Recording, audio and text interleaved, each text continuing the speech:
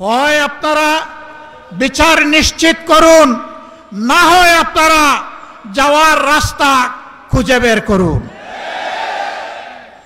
দীর্ঘ 17.5 বছরের ফ্যাসিবাদী শাসনের জাতাকলে পিষ্ট এই জাতিকে আল্লাহ তাআলা আমাদের ছাত্র, শ্রমিক, যুব জনতার আন্দোলনের মধ্য দিয়ে মাত্র 2টি বছর আগে আমাদেরকে মুক্তি দিয়েছিলেন।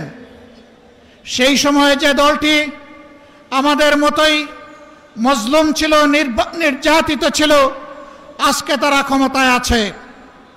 তারা তখন প্রত্যেকটি হত্যাকাণ্ডের বিচার দাবি করেছিল। নির্বাচনের সময় তারা বলেছিলেন তারা নির্বাচিত হলে ফ্যাসিবাদের হাতে যতগুলা খুন হয়েছে, গুম হয়েছে, নির্যাতন হয়েছে, সবগুলার বিচার তারা করবে। ক্ষমতায় বসার পর এখন তাদের সুর পাল্টে গেছে।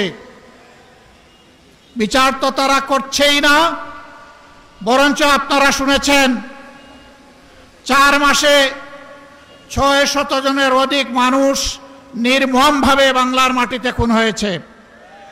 আরো দুঃখজনক, এই দলটি নিজেদের হাতে নিজেদের কর্মীদেরকেই খুন করেছে। যাদের নিজেদের কর্মীদের সম্পর্কে নিজেদেরই কোনো দায় এবং দরদ থাকে না, 20 কোটি মানুষের জন্য তাদের কি দায় এবং দরদ থাকবে? আমরা কোনো লক্ষণ দেখতে পাচ্ছি না। লজ্জার বিষয়, ফ্যাসিবাদ থেকে মুক্ত হওয়ার কথা বলে ঠিক ফ্যাসিবাদের রাজপথ ধরেই তারা এখন হাঁটা শুরু করেছেন।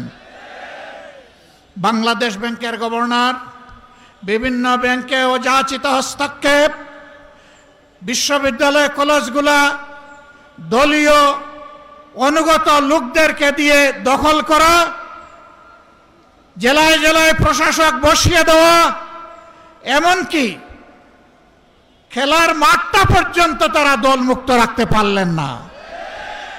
এইভাবে তারা আবার কার্যত একদলীয় ফ্যাসিবাদী শাসনের দিকেই আগাচ্ছেন। বন্ধুরা, বাংলাদেশ কিন্তু বারবার বিপ্লবের সাক্ষী। আমরা পরিষ্কার বলে দিচ্ছি, হয় আপনারা বিচার নিশ্চিত করুন, না হয় আপনারা যাওয়ার রাস্তা খুঁজে বের করুন।